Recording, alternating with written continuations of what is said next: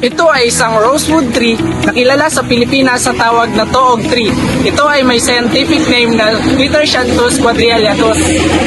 Ito ay may taas na 177 feet at merong laki na 7 to 8 meters diameter.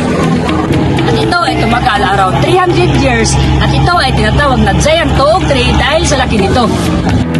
Ang giant toog tree na ito ay matatagpuan nyo lamang sa tabi ng highway dito sa Barangay Alegria, San Francisco, Agusan del Sur.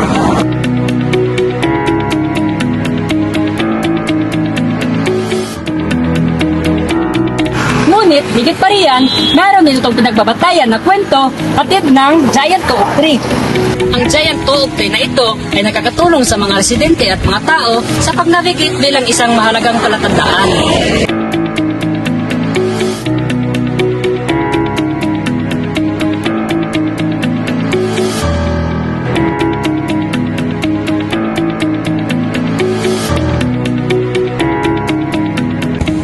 Ang mga alamat noong unang panahon ay nagsasabi na ang punong ito ay napakasiksik at napakatigas na posibleng putulin ng mga ordinaryong palakol at mga lagari.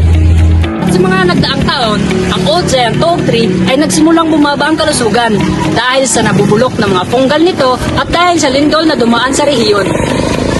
Pinamunuan ng mga lokal na opisyal at ng DNR ang pagputol sa punong ito para sa kaligtasan ng publiko.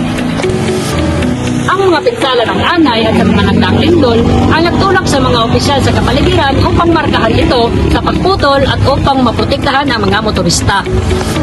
Ngunit alam nyo ba, nasalip na putulin ito ng buo, ang mga tree surgeon, mga lokal na mamamayan at mga eksperto sa kagubatan ay nagtulungan para iligtas ito. Ang mga intervention tulad ng structural tree surgery, fungicides at steel guy wires ay ginamit upang patatakin ang matayog na higanting puno ng toog tree. Bakit nga ba bibisitahin ang giant toog tree? Sino pa naman ang hindi magnanais na makita ang pinakamataas na buhay na Christmas tree dito sa Agusan del Sur? Pagkamat walang masyadong magagawa rito, ang makita ang kagandahan at magkaroon ng larawan kasama ito ay magandang paraan upang magpakita ng kahalagahan sa binigay ng ating inang kalikasan.